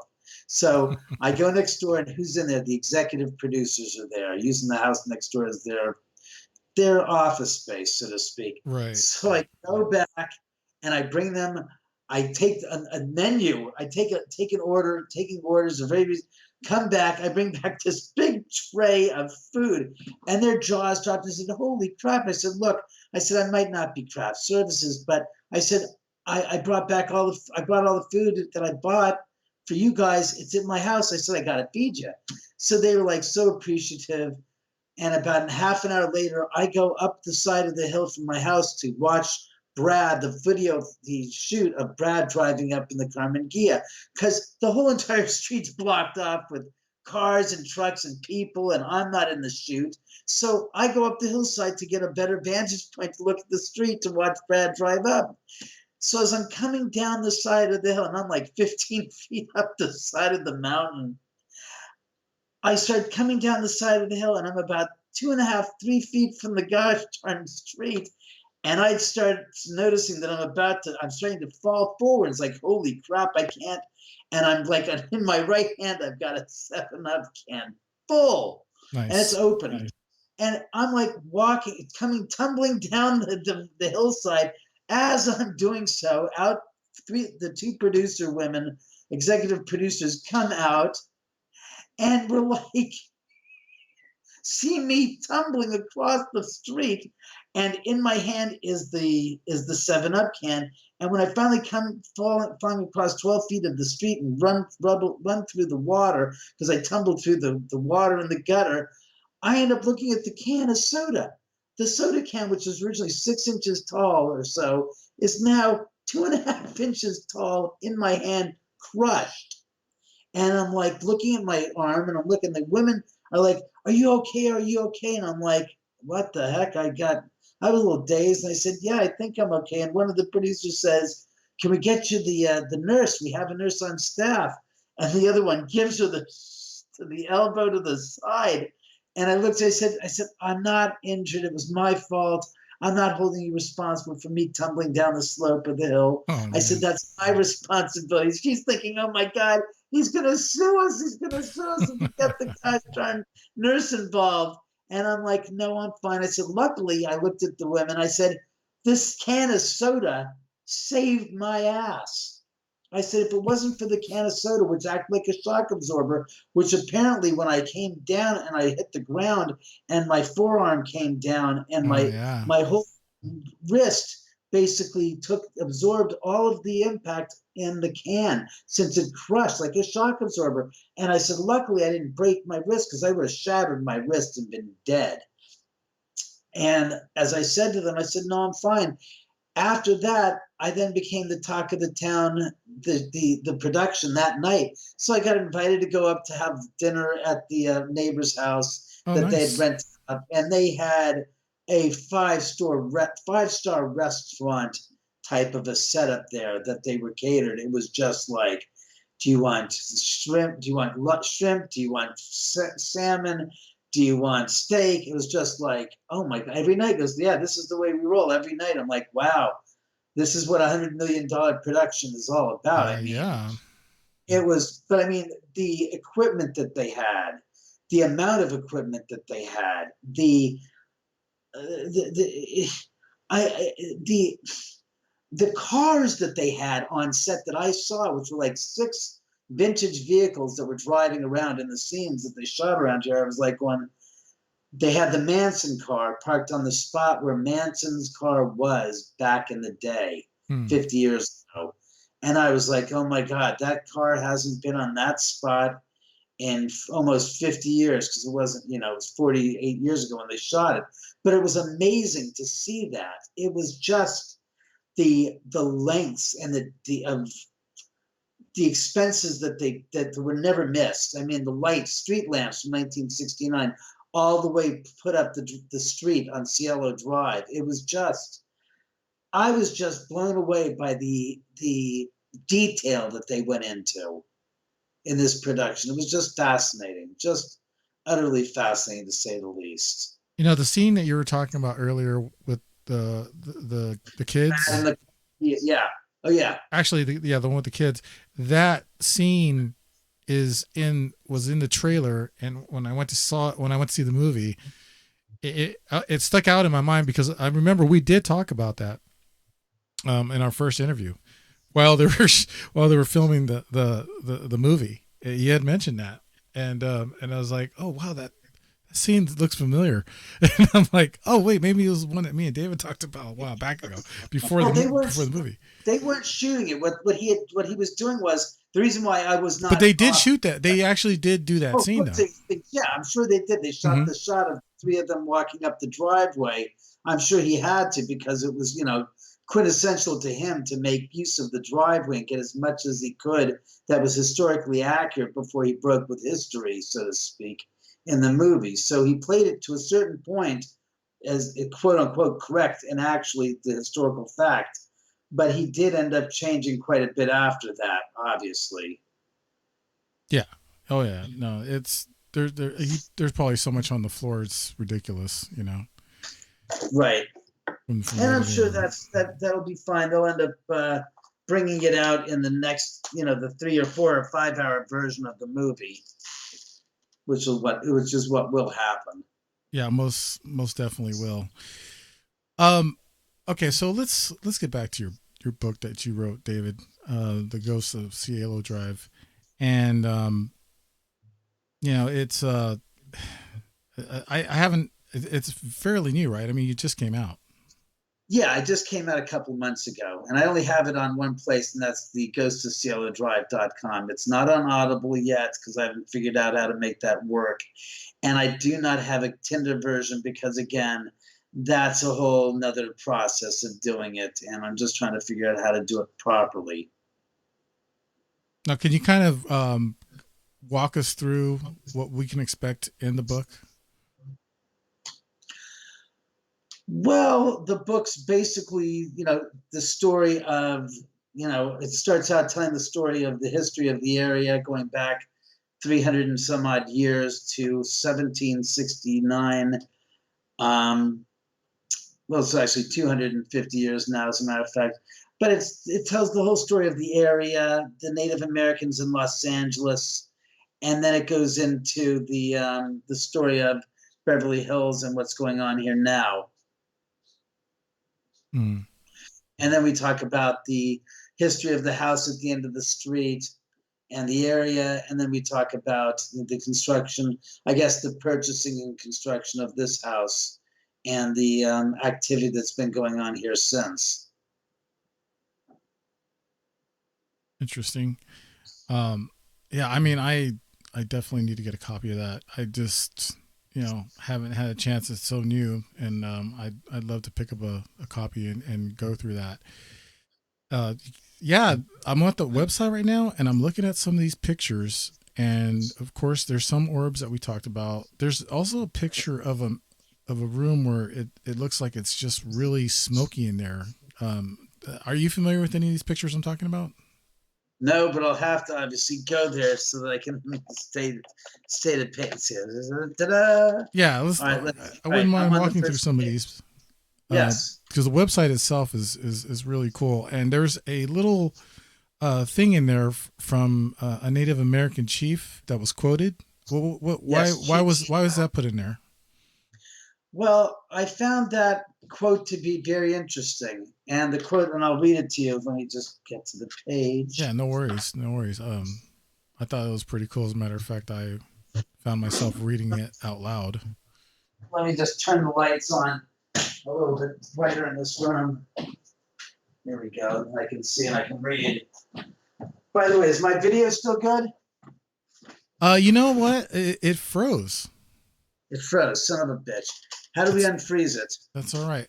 You can try turning off the camera and turning it back on. I don't know if you can do that. Let's see. There we are. How's that? There you go. There we go. So sorry for that, boys and girls. No, that's all right. That's no worries. This is a quote from Chief Seattle, a famous chief. And when the last red men shall have perished, and the memory of my tribe shall become a myth among the white men, these shores will swarm with the invisible dead of my tribe. And when your children's children think themselves alone in the field, the store, the shop, upon the highway, or in the silence of the pathless woods, they will not be alone. At night, when the streets of your cities and villages are silent and you think them deserted, they will throng with the returning hosts that once filled them and still love this beautiful land, unquote. Chief Seattle, 1854. Well, the reason why I like that quote so much is because a lot of what we people, Caucasians and Westerners, believe, we've created a lot of myths about 3 a.m. This is what time the spirits are most active. And what's interesting is that I read that statement of what Chief Seattle said some almost 200 years ago now. And it rang true, and started to think about, wait a second. Somebody else said to me, the reason why spirits are active after 2 a.m. is because the depletion of energy, the usage of energy, of electricity, subsides at around that time. And if you're reducing the amount of electricity that's out in the ether, so to speak, that gives the spirits space to inhabit that space that's being occupied by all that electricity. And I started to take the statement of the myth, and of course what this chief had said in 1854, Chief Seattle, and I put that into connection with, again, what somebody else had said scientifically, that there's an explanation for that. I said, wait a second. How about that? Maybe there's some truth to this on 3 different levels, and it all intersects with the point of being, that's why when you go outside, when you look up in the sky and you can actually see the actual, the stars, it's because a lot of electricity, lights are being put out, and it's giving space for the darkness to enter in. I said, maybe there's some truth to this. So that's why I like that quote so much in the book. It was incorporated. Yeah, that's really cool. I actually caught myself also reading that out loud, and that was pretty neat. So you do have a photo gallery on this website, by the way, David. Yes, I do. Now, which picture are you talking about? The first picture, right across from it says, quote from the famous Native American chief? That one you're talking about with the smoke? Actually, that's another one. But if you go down a little bit lower, you'll see that there's it's like a bed. Yes, that's my bedroom. That's the master bedroom. And that weird anomaly over on the right edge of the bed shouldn't be there. Mm-hmm. That's with 35 millimeter 800 speed film. I could not explain what the heck that was, that anomalous energy there. That shouldn't be there. You see that? Yeah. That red burn. That red burn shouldn't be there. That yellow, it's a yellowish It's like a type tint. of burn. Yeah, it shouldn't be there. Yeah, it's really There's no interesting. explanation for it. That's what I'm saying to you. That's the type of a thing where it's not an orb, but again, it's full color. You have to excuse my dog from barking. Reggie, No shut up. That's all right. Ass wiper. It's So actually again, it shouldn't be there. That's the whole problem. It's a weird burn right there in the middle of the bed, and it's like, what's that? Why is that there? and it's almost a little bit brighter towards the right side of the picture. Yeah. Like perhaps there may be something going on there that you could have picked up on the film, David. That could be a spirit. Just saying. Well, something's there that shouldn't be there, is my estimation of the photograph. Yeah, Makes no sense. Yeah, exactly. I mean, and what's interesting is you can actually see, if you look really closely, the edge of the bed is still there behind it. It's not totally, it's opaque in a sense. If you look really closely, you can see the defined line and edge of the bed on the other side of it through that misty orange burn. Now, for those of you who are listening on the Fringe FM, later on, you can go back and you can see what we're talking about, the video on the YouTube video that's streaming right now. There's there is a bed, and there's it's like it looks like a smudge sort of, but it's not. It's more lighter. It's a burn. It's a light anomaly that's right over the edge of the bed. Yeah, it's definitely present.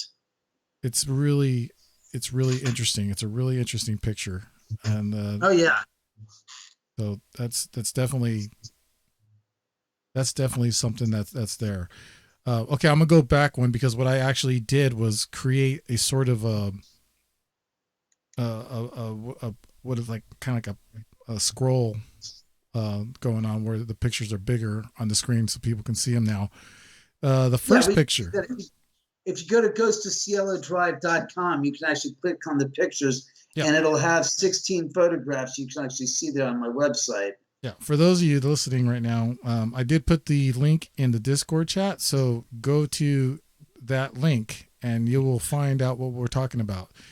All right, so yes, the first picture, it has you holding a candlestick holder. Candlestick holder and a candle, and now there's an orb that is, again, it's color. Mm-hmm. So it's the picture that's taken in color, so it's not infrared, so there's not infrared light reflecting upon it. So that's why I said that's an orb that defies logic, because it's color, it's solo, there's no infrared light, there's no flash, but you can see that image where that orb or that manifestation is. And what's interesting is there's a guy to the right in front of me looking straight at that object, at his eye line. It goes right to that object. Yeah, that's interesting. Very interesting indeed. I'm going to go back past the other one. Now you have a map. It says the Gabrielino Indians.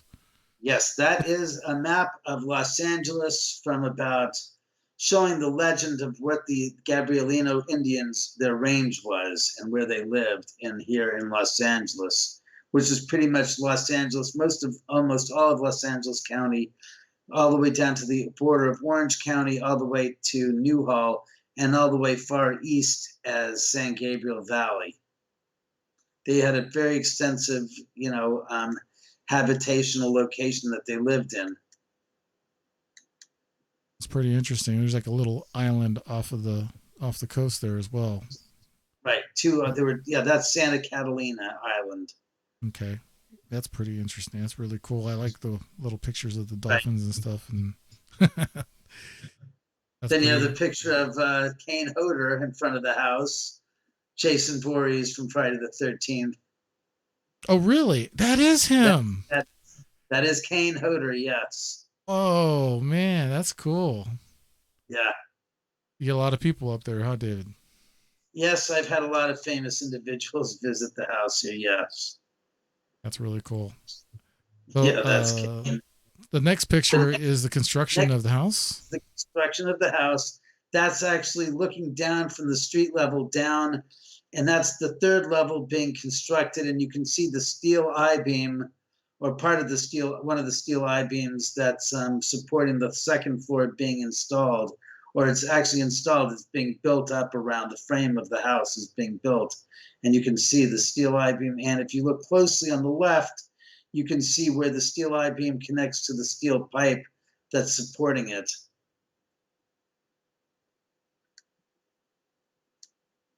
Going on there. And then the next picture after that, picture 6 out of 16, that's actually the earthen wall room before the house was actually built. That's one of the earliest pictures of what will become the earthen wall room. And you can see the doorway is right to the left. I mean, the left is that concrete beam down the middle. That just a little to the right of that beam, that's the doorway going into the earthen wall room present day. That's really cool. And then the seventh picture is a picture from across the canyon looking at the construction. This is right before we actually started building the third floor, which you can see the steel columns in against the gray. You can see those black lines. Those are actually three steel columns that will support the steel I-beam that'll be put in there, the two steel I-beams that'll be supporting the second floor and the third floor.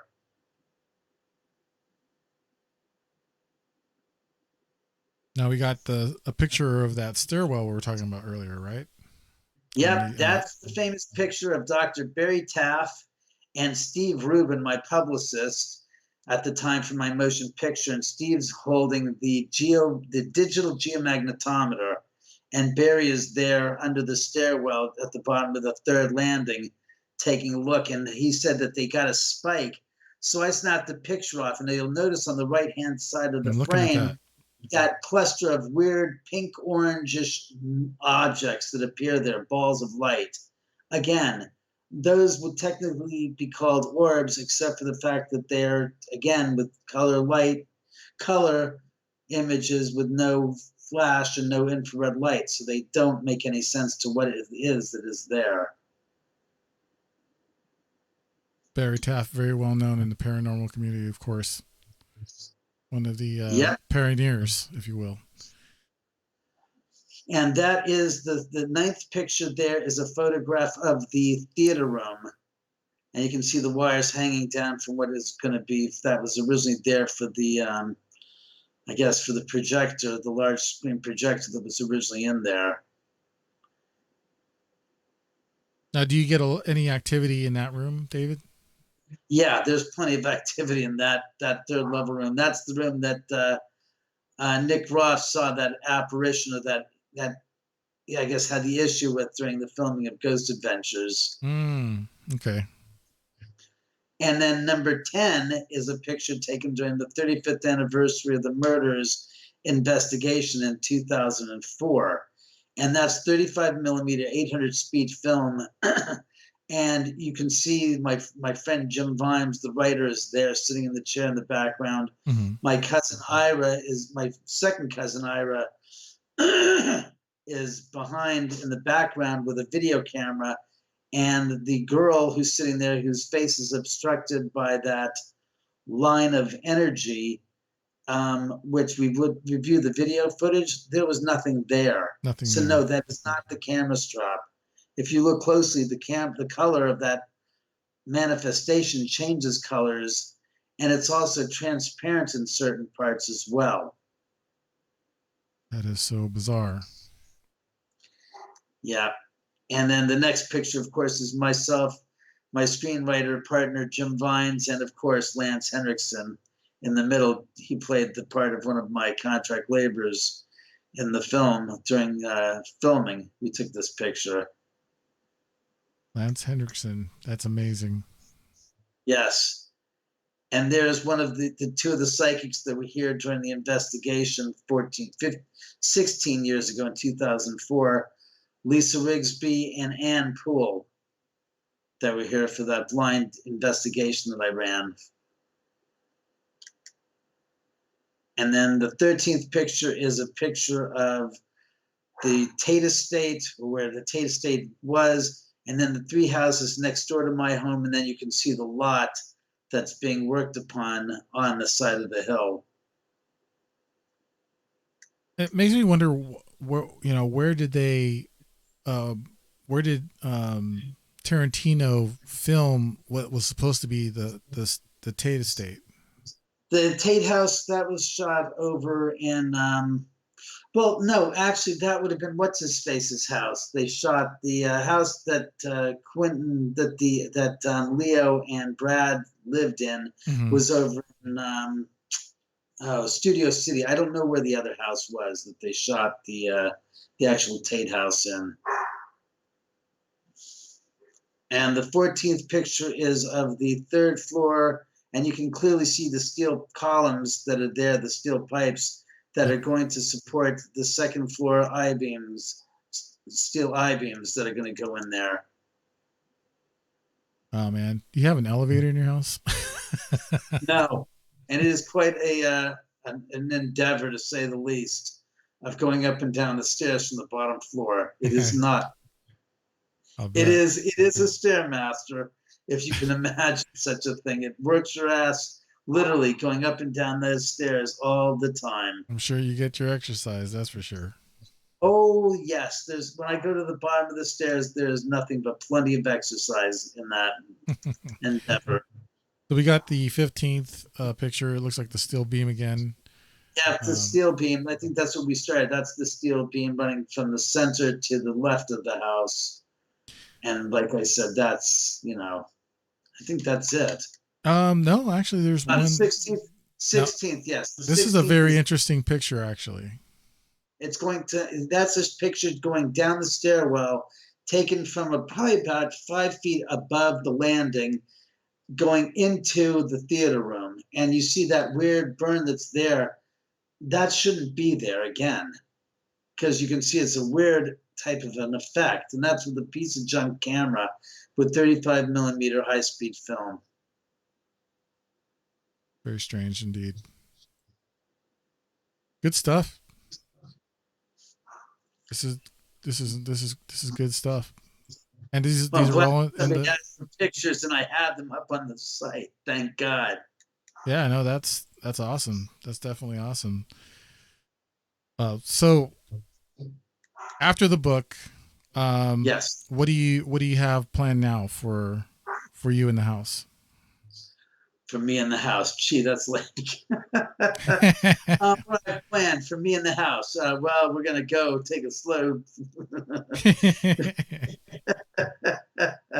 Well, honestly, I'm trying to turn the book into a working project to make it into a featured TV show, a series, a 4-part series about the house and the hauntings.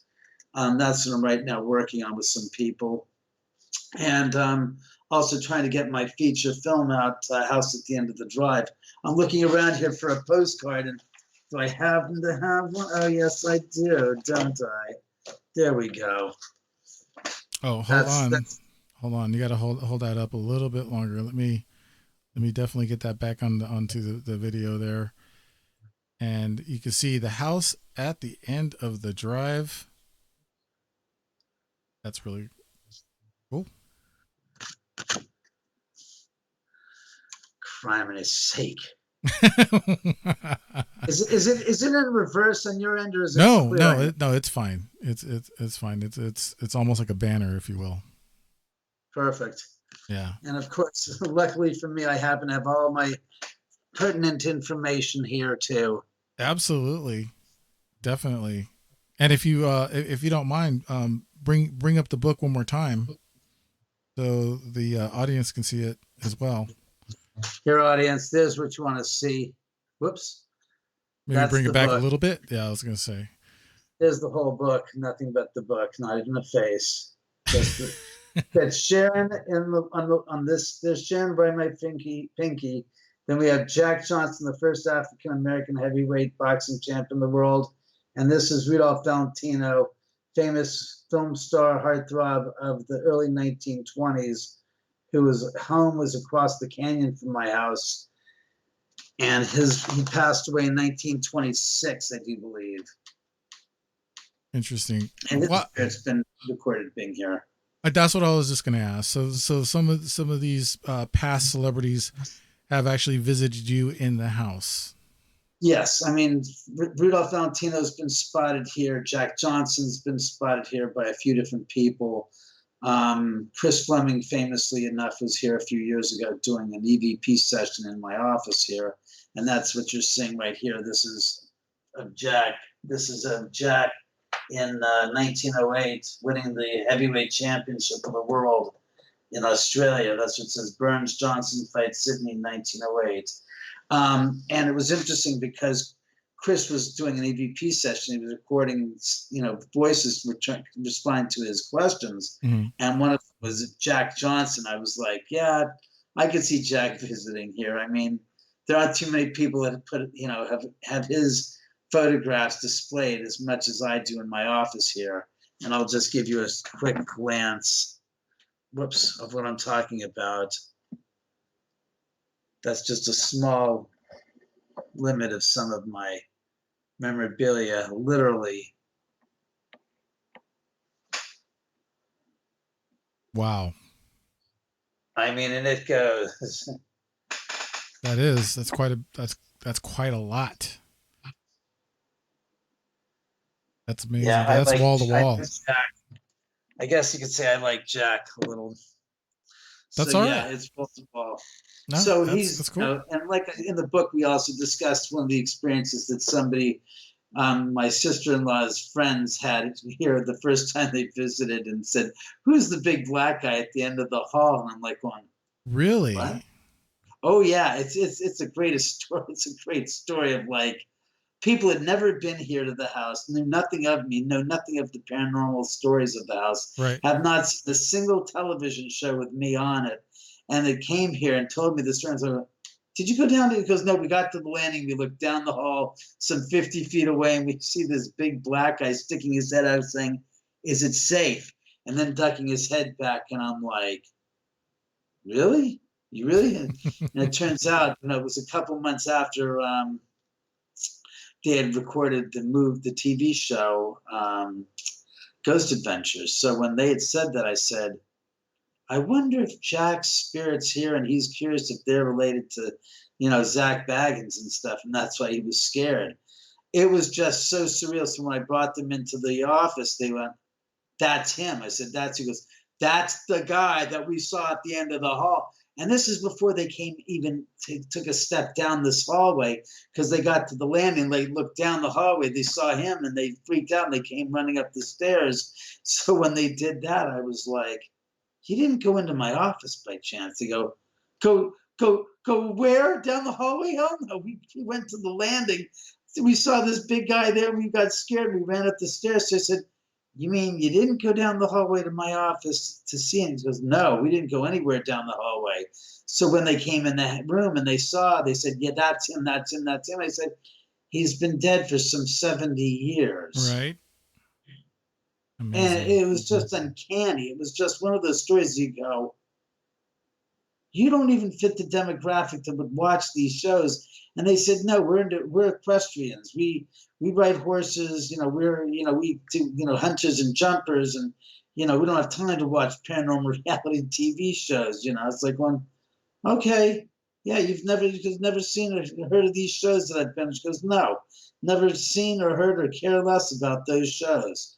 But it was just such an intrinsically fascinating story. The way she described it, I was like, yeah, that's funny. I said, "You saw him." And then I said, "Who's him?" I said, "Oh, that's right. You don't know who he is." And I showed them. They go, "Yeah, that's it. That's the guy, and it blew me away. I mean, I appreciated it. I found it fascinating, but it was hard to kind of at first believe and make sense of. Going, yeah, Jack's visiting here, and they were the trigger mechanism that brought him about. So, no, that's great. So, a couple of quick questions before we go.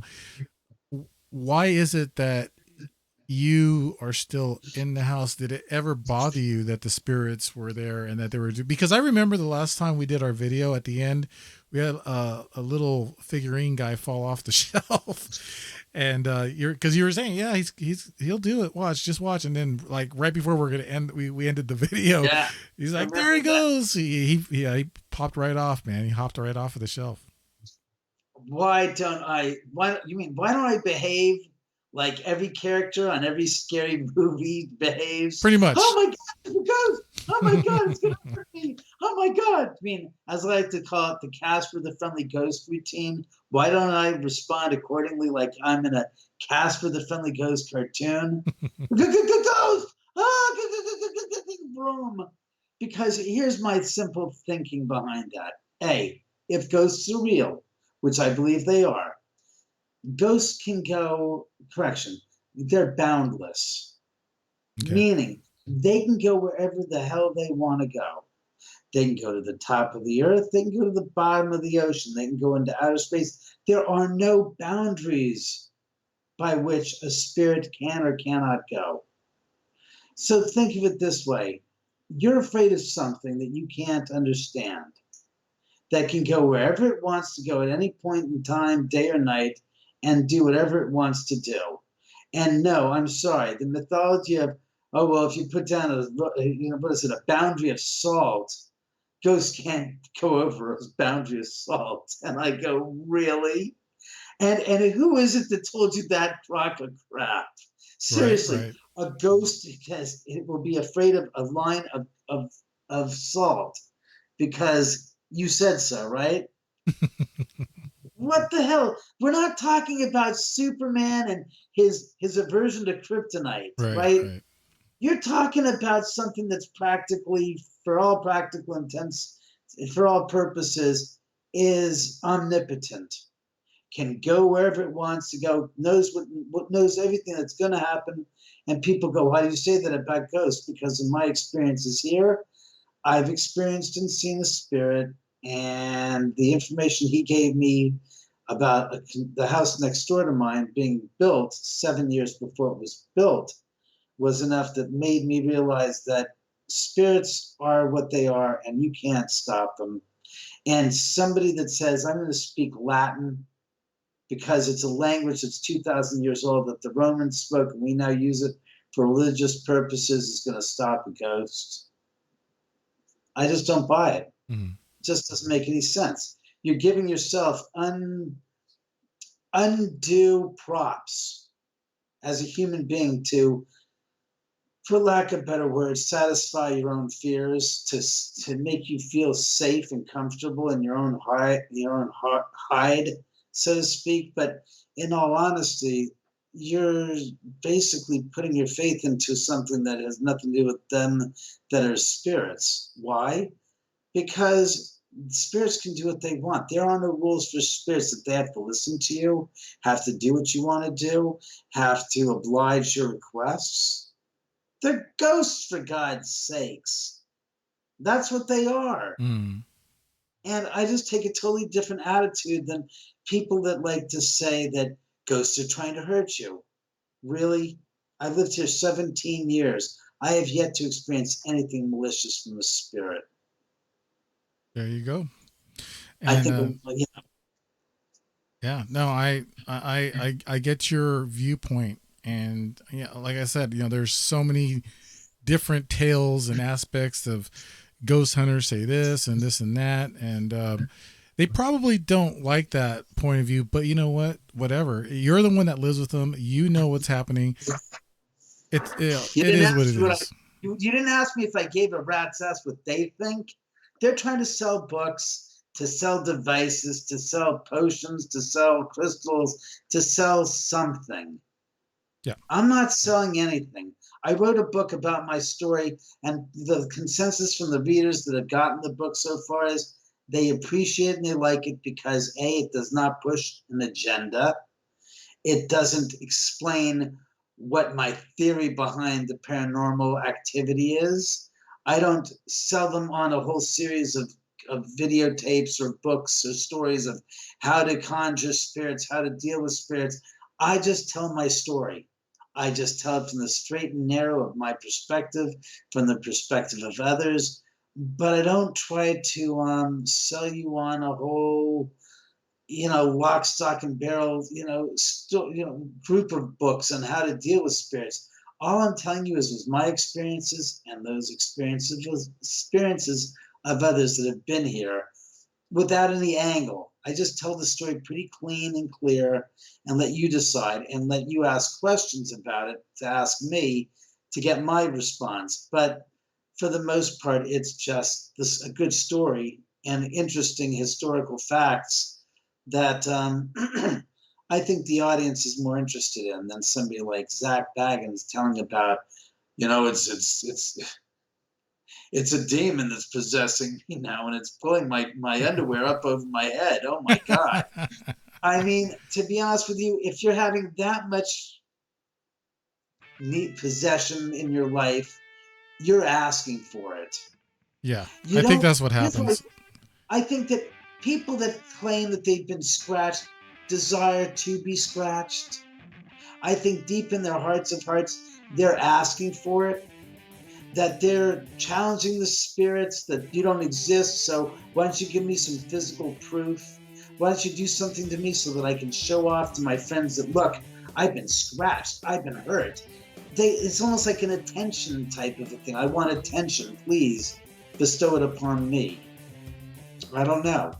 That's exactly. I fall along those lines with those shows as well. But we are out of time, David. Thank you very much. Sorry for the beginning mess up. Sorry about that, guys. Nah, man, it's all good. Quickly, can you? LA 2 shows from here, for God's sakes. You're only up in the Bay Area, for Christ's sakes. Right. Like, 5-hour drive. You can be down here. We can do a show here, please. Absolutely, for sure. One more time, where can they find the book? Ghosts of CieloDrive.com. And Cielo is CCIELODRIVE.com. And of course, youtube.com/David Oman. Subscribe to my YouTube channel, please. Awesome. Very awesome. Thanks again, David. Really appreciate it. Thanks, Dave. And man, have a great night. Hey. You do the same. Come visit soon. Absolutely. Will do. Thanks, man. We'll stay in touch. Thanks again. All right. Appreciate it. David Oman, everybody. Sorry for the rocky beginning of the show, but thanks for hanging out. And, for those of you who are on the Fringe FM, sorry you couldn't see some of the pictures and video that David and I were talking about, but you can definitely catch it here on YouTube. Have a great night, everyone. Until next week, stay strange. Hasta.